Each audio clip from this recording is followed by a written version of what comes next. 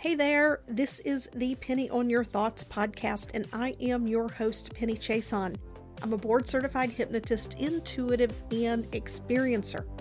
This podcast is about tapping into your subconscious to create a more aligned and abundant life.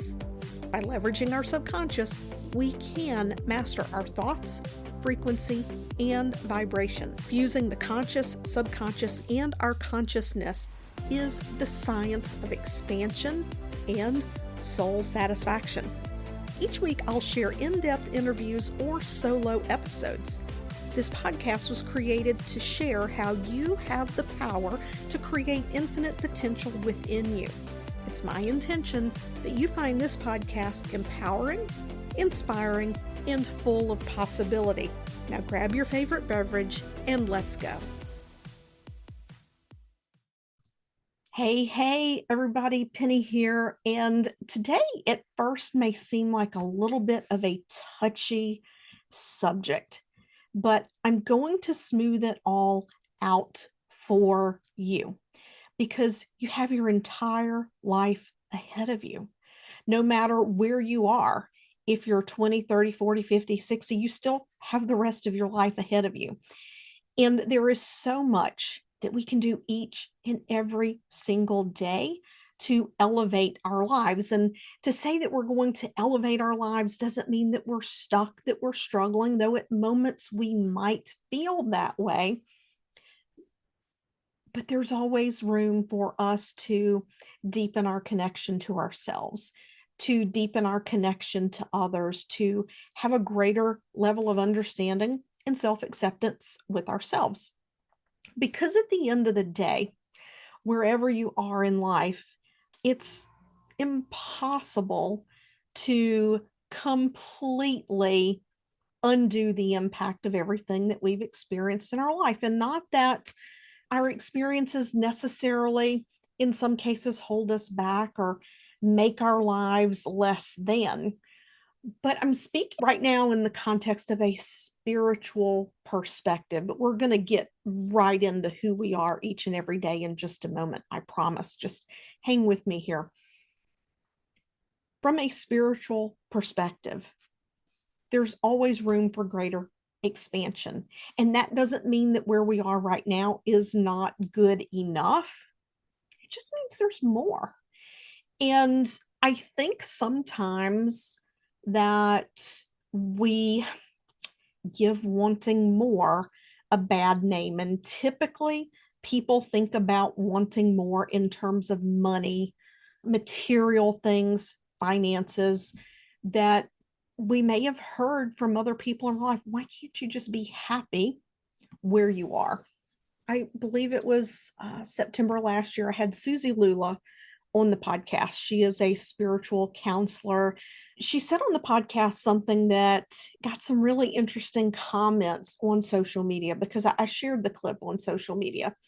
And she touched upon the data collected from people who are near death and dying. And a lot of this information has been collected through hospice nurses as they're preparing to transition. One of the number one regrets that people had when they were facing death was that they did not do what they wanted to do in life. Some of the other ones were that they were more committed to their job than their kids. They realized too late that priorities were out of order, having the career, and all of these things were out of order. But to really go back to this, that people didn't allow themselves to be happy and to be who they wanted to be. And there are a lot of reasons why that can happen. And what I do today in my one-on-one work is I work with people who are wanting to break free of the stories, the perceptions, the beliefs, and yes, sometimes even traumas that are keeping them from being who they want to be. And a part of that process is working through all the emotions that come from stepping from who you are into who you want to be. And that's really what this is about today, becoming who you want to be. Now, recently I did a podcast episode on deciding. I recommend you go back and listen to that episode around deciding. Many times we simply, it depends on where you are in your journey. You can be anywhere on the spectrum from just being unhappy and not knowing why to knowing clearly what it is that you want. And you are at the stage of working through the beliefs and perceptions that are either slowing your progress or causing all kinds of emotions to come up and causing you to actually doubt what you want. So you could be anywhere on the spectrum as you're listening to this. When we're moving to this next level of ourselves, we have to have an idea of what we want. When I became an entrepreneur, when I chose to leave the hospital, I knew that what I wanted was my mental and emotional peace. I wanted control over my schedule. And I wanted to help people who not only wanted to be helped, which a lot of my patients did. Don't get me wrong, but I worked in a trauma center, so that wasn't always the case. But being able to do it according to my values and know that I'm doing my best as opposed to having the care that I could provide dictated by a system or a set of protocols that didn't always take the whole person into account. So I knew what I wanted. It wasn't until I walked away that I realized there were a lot of things about becoming an entrepreneur that were going to trigger fear, uncertainty, and doubt. And those are all things I've had to work through. And this really applies to any big identity shift that we make in our lives. And I'll give some examples to other identity shifts in a moment. But one of the biggest ones for me was being comfortable that I was generating my own revenue and I didn't just have to punch a clock and the check landed in the bank.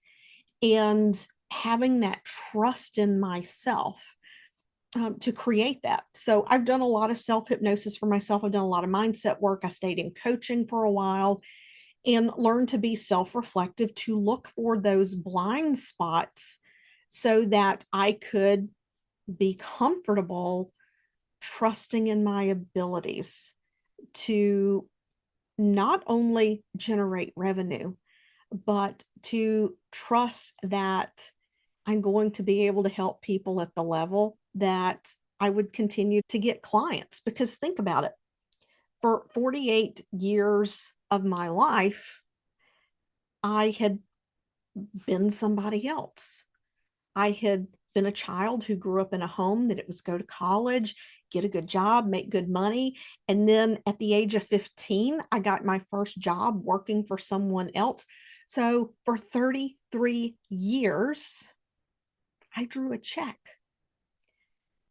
You don't move past that immediately. You have to begin to build evidence in your mind to do that.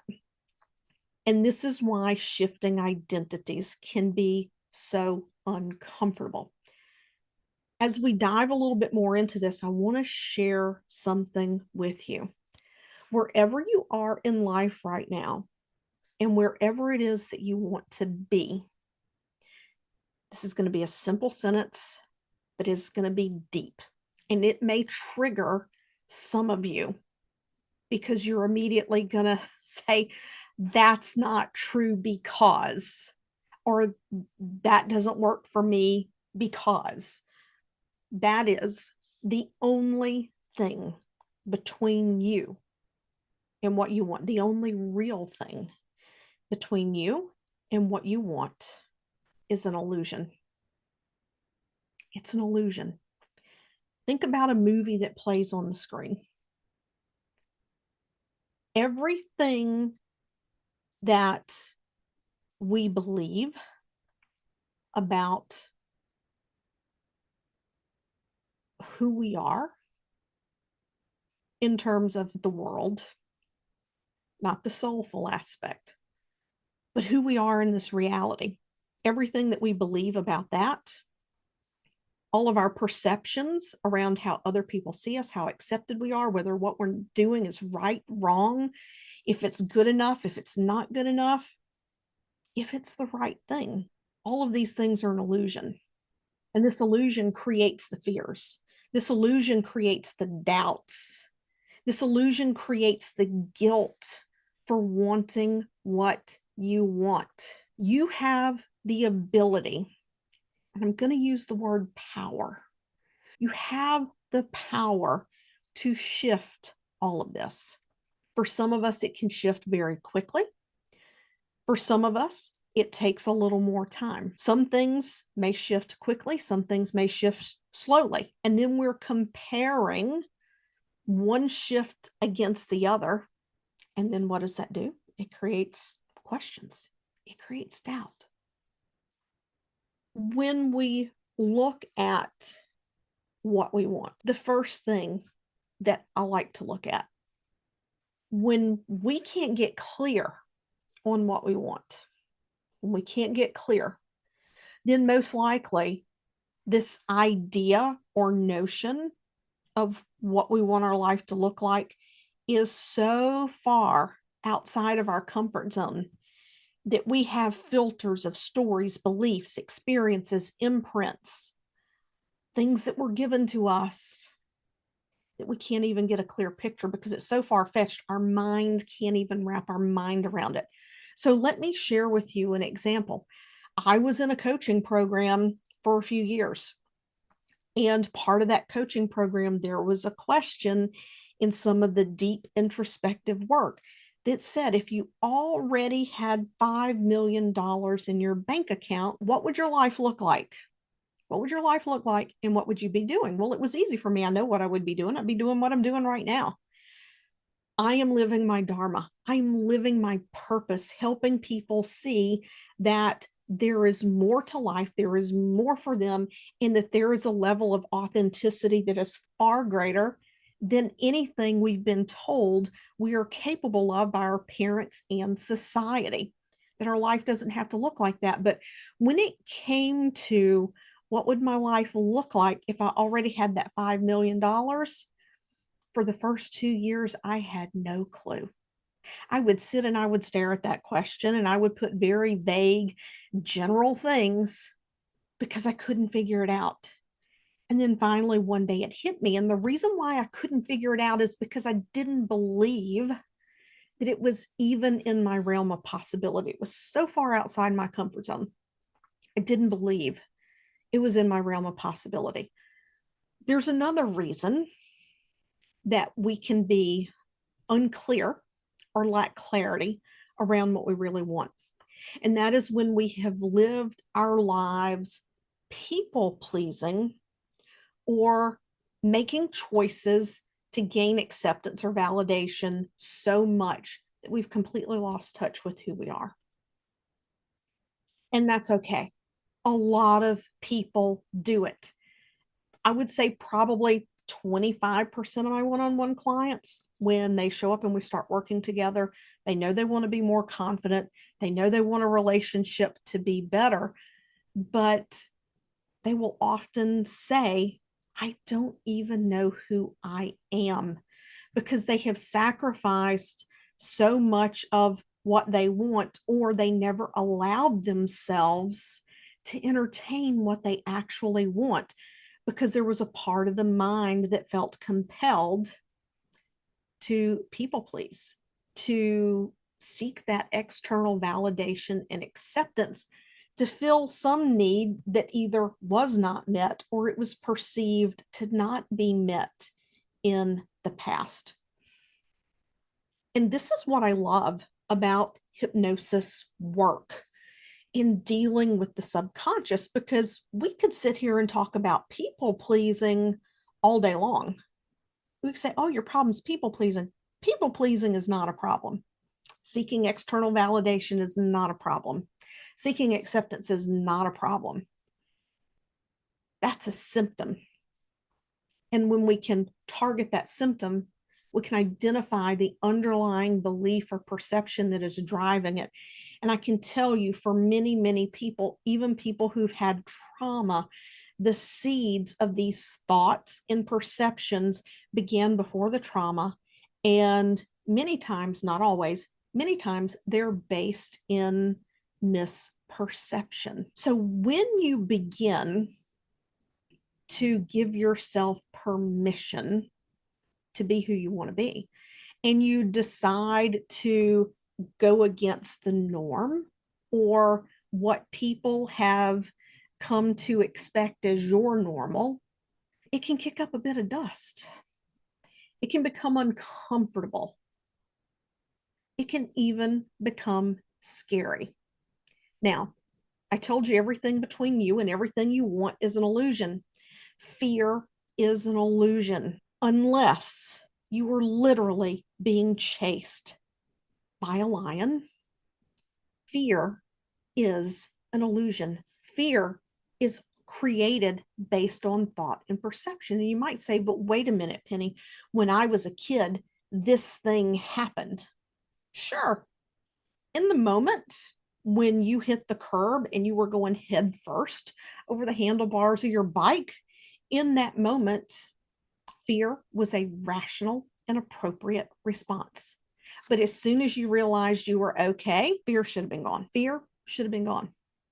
To go through your life making decisions, choices in your life, saying, yeah, but this thing happened when I was 8 where I went over the handlebars, you're living in the past. That is an illusion. You are living your life based off of a perception that is how many decades old. The same thing goes with, let's say your parents divorced, right? And you're afraid to change into who you want to be because you're afraid your partner might leave you. I'm afraid if I change, because when my mom changed, my dad walked away. That's an illusion. You have no fact for that. And you go, oh, yes, but it is fact. My dad, yes, your dad left your mom. That is a fact. But for you to allow that perception to keep you in a state of unhappiness and not moving forward is allowing an illusion. You have created a framework or a model of reality that is built on something that had absolutely nothing to do with you. And that is the illusion. That is the illusion that's keeping you where you are. The same thing goes in business. When someone wants to go from having a multi-six-figure business and now you want to have $1 million business or a multi-million dollar business, it requires you become someone different. One of my clients, she's just absolutely amazing. I have watched her go through so many transitions to go from being a solopreneur with some part-time help to having a few employees to now taking a very visionary role in her business. And she has taken herself out of the hands-on day-to-day in this visionary role. And now as she's getting ready to go to another level, it's requiring even more of an identity shift. You hear people talk about new level, new devil. This is part of that, is who are you? How much control are you willing to let go of? Are you willing to deal with the idea that the people around you are not going to understand that you're shifting and changing? Is who you want to be important enough to you that you can understand that their judgments are about what they believe about themselves, and it has nothing to do with you, and you can allow yourself to step into that? Now, this is not to say that I've had clients in the past where their relationships got a little rocky for a little bit because one person is changing and the other person is like, I don't understand what's going on here. But through the process of working with my clients, because they have a shift in perception, they have a greater self-acceptance, they get a higher perspective of where other people in their lives are coming from. And it helps them to have a greater level of acceptance for people in their life. But it can be uncomfortable when your family comes back to you and say, what's going on here? Why are you doing this? My family doesn't understand that I like to be by myself a lot. As I have started this spiritual journey, even more so, I'm not comfortable being around people for very long. And I used to explain myself. I felt like I needed to explain myself. I felt like I needed to justify that I took my own car to family functions. And after an hour, hour and a half, when I felt like I had had enough stimulation in that environment, I had to leave. And I would justify that now. It's like, you know what? Okay, everybody, it's time for me to go. Peace out. Love you all. And I leave. My family has come to understand I'm not comfortable being around people for very long. And it's because I pick up all the energy and I easily get overstimulated, which is probably, now I know, part of that is the way my brain works. Become who you want to be. Become who you want to be. We can do it with compassion. We can do it with all the love in the world. We can do it without being a bull in the china shop, though sometimes it feels like we may reach a point where we want to be a bull in a china shop about it. But the fears, the guilt, the doubt, the second guessing, the not trusting your intuition, all of that comes from past perceptions. It comes from past perceptions, the meaning that we've put on past experiences, and we have woven this narrative in our head around what it means to go forward and be ourselves. It can be very uncomfortable. And here's the way I spin this discomfort. Okay. A lot of people say you have to get used to fear. Getting out of your comfort zone is scary. And I used to agree. But I also know the brain and the neuroscience in the brain. When we go into a situation, our brain immediately begins to call on memories, experiences, beliefs that we have, perceptions, and it basically begins to run a tally. Is this safe or isn't it safe? When we're stepping into something new, the amygdala is like, wait, I don't have anything to compare this to. It is going to heighten your awareness. It is going to trigger a little bit of the autonomic nervous system, or the fight or flight, the physical feeling that we get, where what we term as anxious, butterflies, feeling on edge. That is from lack of reference to fall back on, because what you're doing is uncertain. When we can look at that uncertainty and we can be excited, we shift that entire narrative. We shift the entire thing, because fear and excitement have the exact same chemical release in the body in terms of that giddiness, that nervous feeling. They're the same.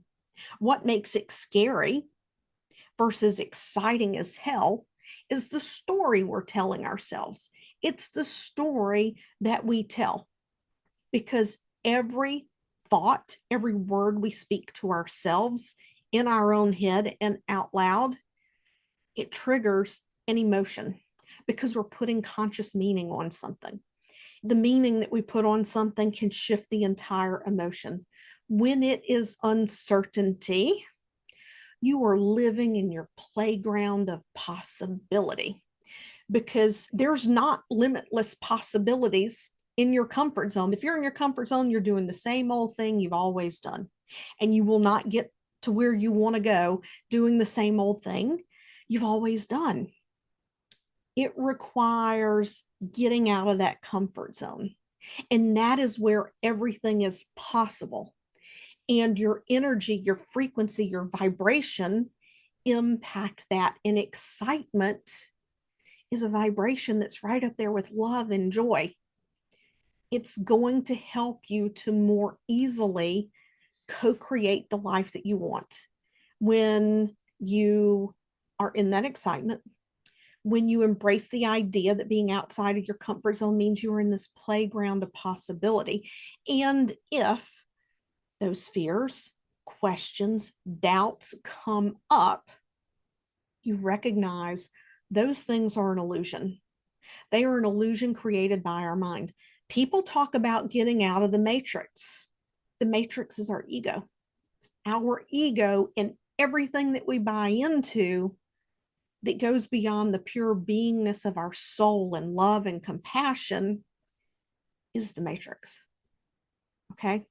So if you want to get out of the matrix, have the deepest love affair with yourself that you can. Have the deepest level of acceptance with yourself that you can, and recognize when you're feeling anything other than love, excitement, joy, peace, that it is something that you can move through, and that most of the time it's an illusion, and it is an illusion that is taking you off your path of being who you are meant to be here.